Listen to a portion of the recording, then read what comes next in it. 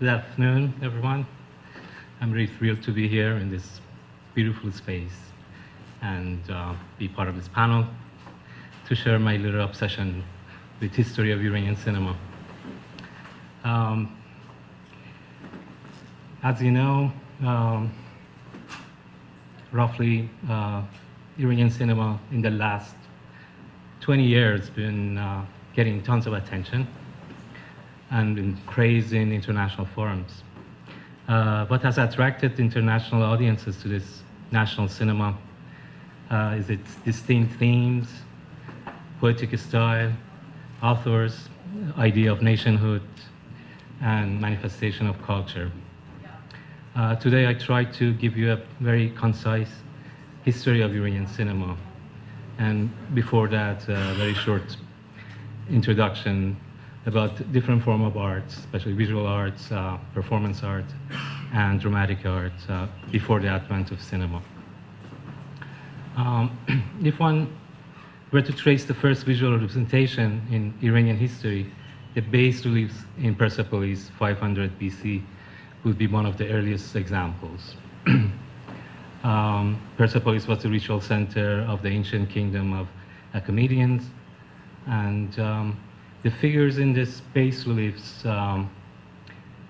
remain bound by the rules of grammar and syntax of visual language.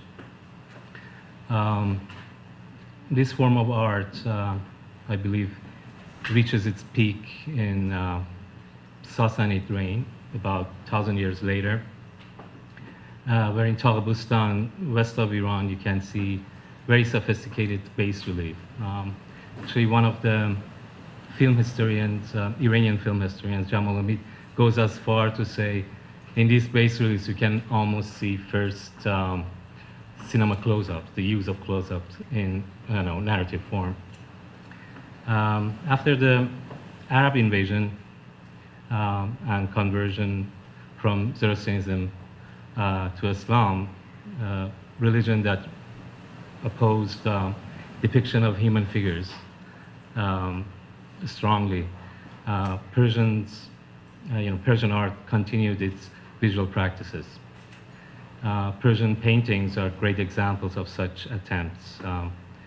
The deliberate lack of perspective enabled the artists to have different plots and subplots within the same frame, within the same picture. Can move on to different form of art. One of the popular form of performance dramatic art was Pardekhani. Pardekhani was very similar to what Pardekhan was a narrator, and his job was very similar to what Benjis in Japanese silent cinema did. They would perform the narration of the silent film that was projected behind him. And Pardekhan also used this large canvas that was covered by a cloth and slowly uncovered it as the story progressed. Another form of art in the same category was Naqali, which Naqal, or storyteller, would also use different images to explain the story or recite the story and sing them. Most of the stories were from Shahnameh, the Book of Kings, written by Ferdowsi in 10th century. I guess Shahnameh consists of 60,000 verses, long epic poems. And again, Naqal had to have a very good voice, and speaking voice as well as singing voice. And usually audiences would give him feedback and he would improvise accordingly. I guess the other form of art I can mention here was puppet show, which was Khayme Shabbazi, and also Sayebazi, which was shadow plays, Ruhozi, comic acts, and also Tazia. Tazia was a form of passion play, Persian passion play. It's interesting that one very important element in this art was in the presence of director in the middle of the stage. He would be with the actors and lead them in front of people. It's kind of this reflexivity we talk about in even Persian cinema. Up to today, even like Kiarostami or Panahi have films that are very reflexive in that sense. I guess one should be aware of the long tradition of poetry also in Persian culture. And from yashts, from ancient Persian hymns, to Islamic Sufi poetry, as well as contemporary Iranian poetry, we can find numerous examples of this fine art of image making. The extravagant use of symbolism and juxtaposition of codes and symbols gives Persian poetry a unique visual sense. I think we should move on to the advent of cinema and when cinema reaches Iranian soil. Exactly on August 18, 1900, the first Iranian photographers recorded life on celluloid. Mirza Ibrahim Khan Abbasbashi, who was the court's photographer, traveled with Muzaffer Shah to exposition in Paris, and they saw the first moving images. And Shah fell in love with cinema, actually, at that point, and asked Abbasbashi to purchase all the necessary equipment to make films in Iran and project them for the royal family. Unlike many other places in the world where cinema as a marketable commodity was used as a mass entertainment medium, in Iran it circled around among the courtly nobles and royal family, like in Japan again. I guess the way they used cinematography was to record weddings, circumcisions, and other festivities. The first public screening took place in Tehran in 1904 in the back of an antique shop which belonged to Ibrahim Khan Sahafbashi. Sahafbashi made another theater. They built a theater 1 year later, but it closed down 2 months after. Throughout a few years, there were other attempts to make theaters in Iran, and I believe in around 1912, kind of theaters sprang up in Tehran. And by the late 1920s, there were like 15 theaters in Tehran itself, and this number actually reached in 1978, before the revolution, to 109 in Tehran and 318 in other cities. But during all these years, there's no production of films in Iran. No one made films except those kind of documentary footage or documenting whatever was happening in the royal court. Until almost 1925, a young Armenian Iranian who studied in Moscow came to Iran, and he was determined to make the first Iranian production. But he noticed that there is no professionals in this field, so he decided to actually start the first film school in Tehran. He couldn't get the permission to really establish a school, especially under the name of School of Cinema. For some reason, the Ministry of Education didn't give him that permission, and he called it Parvarishgah Artisti, or Gymnasium of Artistic Art, or something like that. He trained actors mostly and other trades like acrobatics for 6 months, and he made the first silent film, which was called Avi and Ravi. Avi and Ravi did well because the Iranians wanted to see themselves on the silver screen, and he attempted to make his second film after another session of 6-month session, and he made the second film, which was called Haji Agha Actor Cinema, and or Haji Agha the Cinema Actor. It was interesting, again, when going back to the reflexivity, this film was also was very reflexive, was kind of film in film. Haji Agha was a religious man. He was against cinema, but his son-in-law and his daughter filmed him secretly, and then when they made the film, they showed it to him, and he was in the film, one of the actors, and he was really impressed. I have a little kind of clip of that later on I'll show you. Unfortunately, Abia Ravi, there's no copy of it. It burnt in one fire accident. Ohanian couldn't really make more films after that because now we are early 30s and talkies are in the market, and he was disappointed and actually moved from Iran to India. And later on, actually, he's an interesting character. He joined the independence movement in India.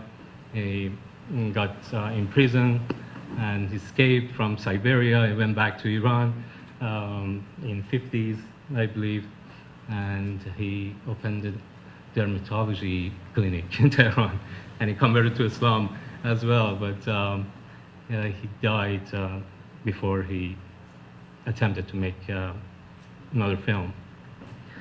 Another important character was Sepenta. Sepenta, Abdul Hossein Sepenta, he was a writer, poet, who was very interested in ancient Persian languages. He moved to India. He went to Bombay to learn ancient Persian languages, and over there he was introduced to Parsi community in Bombay. And Parsi communities were influential families, usually in Bombay especially, and they had a few film companies.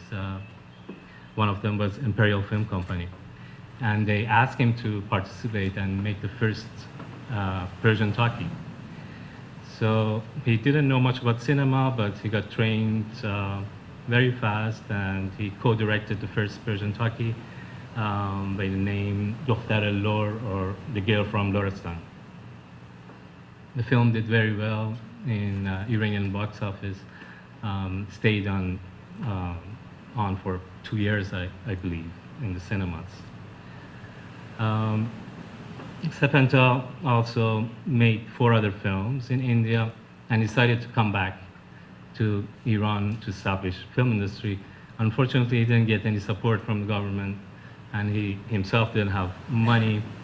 So due to his mother's sickness, I believe, he moved to Esfahan, and he worked in a wool factory until the end of his life. And just a few years before his death, he picked up the camera again. This time it was a Super 8 camera, and he shot some documentary footage of everyday life in Esfahan, but he could never edit them. And he died shortly after that. From 1937 to 1948, there was a period of non-productivity. There were different reasons. Well, I guess the main reason was the World War II, and also political crisis in Iran, and also the presence of Hollywood in Tehran. During the war, Iran was occupied by allies, and one thing that happened, it was that British and Americans brought film equipment, especially dubbing equipment, and established studios in Tehran to dub their own propaganda films and also Hollywood productions and so on.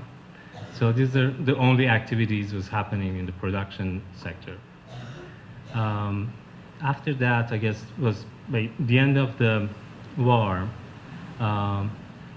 here comes another important figure in Iranian cinema, who was Dr. Ismail Kushan, who was an economist who studied in Germany during the war, And since he collaborated with Germans for a propaganda radio that they had in Germany through Iran, he could not come back while the Allies were in Tehran.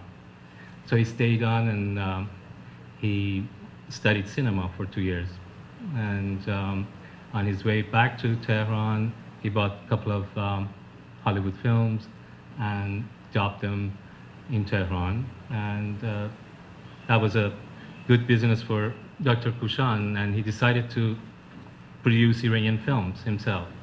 And he didn't have much support, but he managed to shoot 2 films himself and develop them in his house, in his basement. But unfortunately, they were failure financially. And finally, he made another film, this time a musical, and this musical really did well. And this can be actually the start of Iranian commercial cinema. This is around mid-40s, like late 40s, I can say. After that, many people kind of followed Mr. Kushan, and many other studios were built, and I guess we had around maybe 50 films a year by the end of 50s. But most of these films were kind of musicals, like family dramas. Some of them were, Persianized Hollywood versions of films. I guess by early 60s, more serious films, more serious directors came to the stage, and they started to be noticed actually even outside of Iran. Actually, one important film here before that is Ganj Qarun. Is a very commercial film, it's a musical that was groundbreaking. Apparently, it sold about $1 million in that time. It's like 1962. By that time, there were more directors coming, and also there were graduates from film school in Tehran and from the University of Tehran Art School, and the new generation of filmmakers came to the stage. There were mostly intellectuals, writers, poets who attempted to make films, and successful film, I can say. And it was a very, great interest among the youth of the time. There were many festivals and associations, and of course we had the left and we had the right, among the intellectuals of the time. And government also saw this enthusiasm for cinema, and they also established film centers through Telefilm, through Iranian national TV, and there we had many, many good films produced in that time. I can mention a few. One of them is Qaisar by Masoud Kimiai, or The Cow by Dariush Merjoui, you might know. I think Asia Pacific Films have a few of Merjoui's films. I don't know how much time do I have,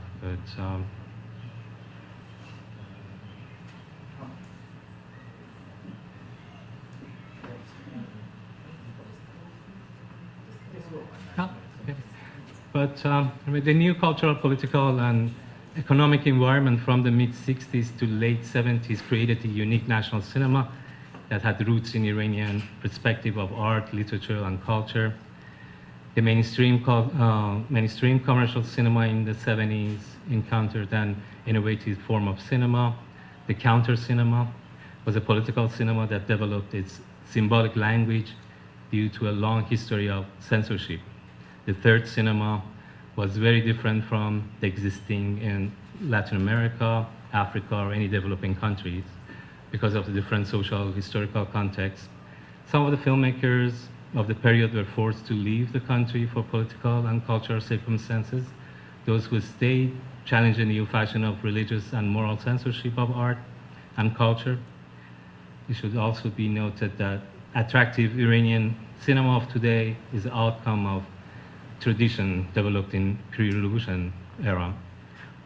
Just a very short note, as you know, like after revolution, Iranian cinema actually developed more, perhaps due to the policies by the government. One of them was banning Hollywood cinema or any foreign films, and they subsidized the sort of cinema, all the expenses, and local filmmakers were able to produce more films. Of course, there were more censorship, but I guess with that sense of poetic in in Iranian culture and art, they managed to create great films. I think I should now end my talk and start the 3 clips that we have, these films.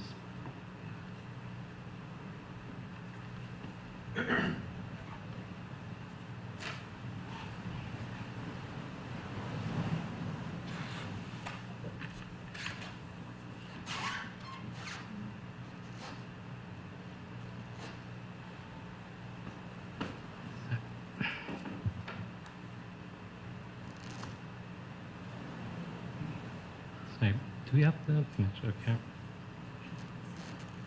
Oh, yeah. This is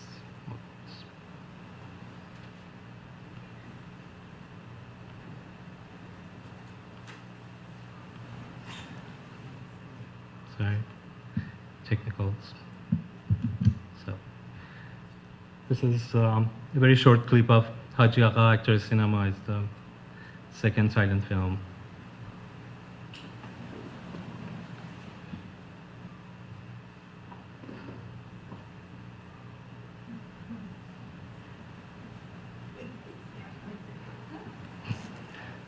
This is this, I guess, son-in-law film, and that's Haji Agha, of course.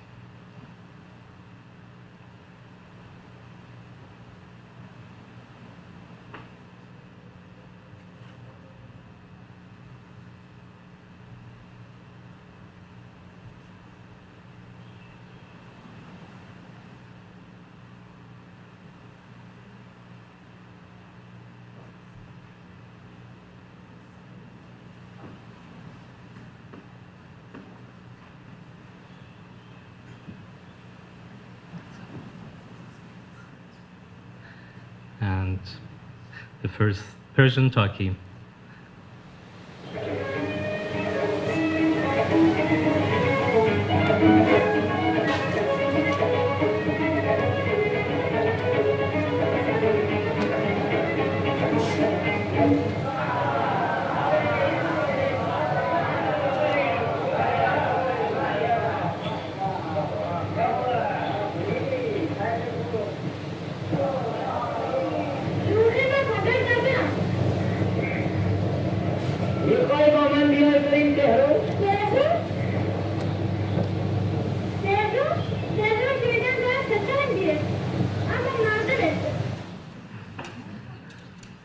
And this is a clip from the Mughals. Mughals is one of the most important films in new wave Iranian cinema. It's a very experimental film, I can say, by Parviz Kimiavi.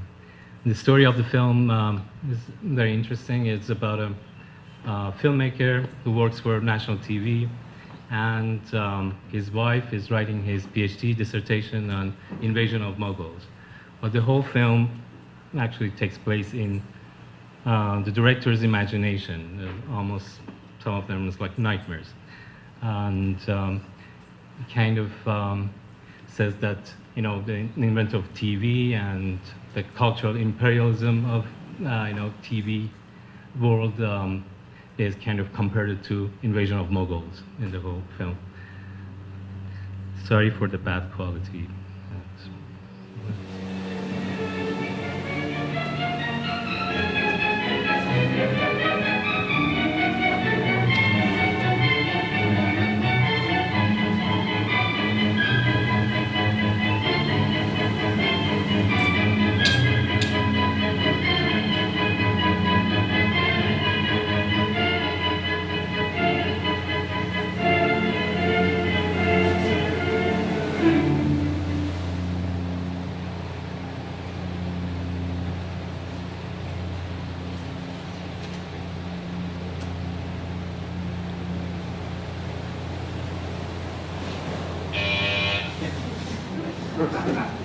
اینم چیه؟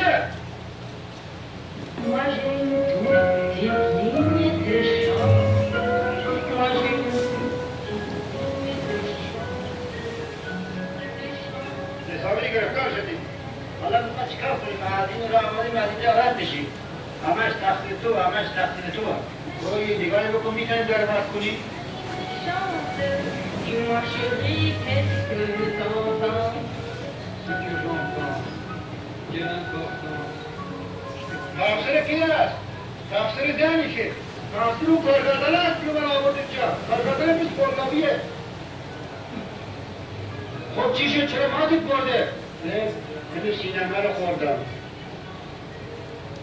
من کل سینمه رو خوردم. ما کل سینمه رو خوردم.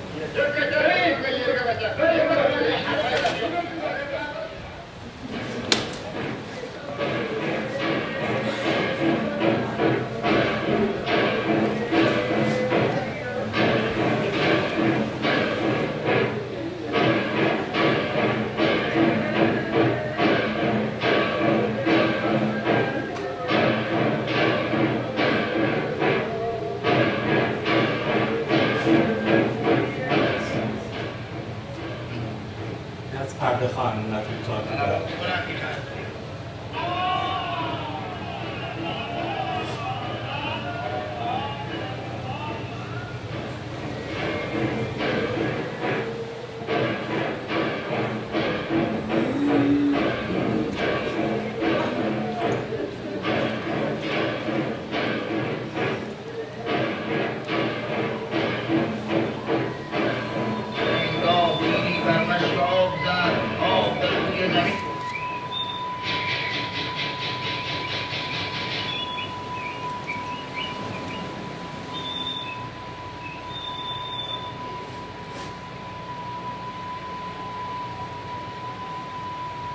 That's actually the director himself.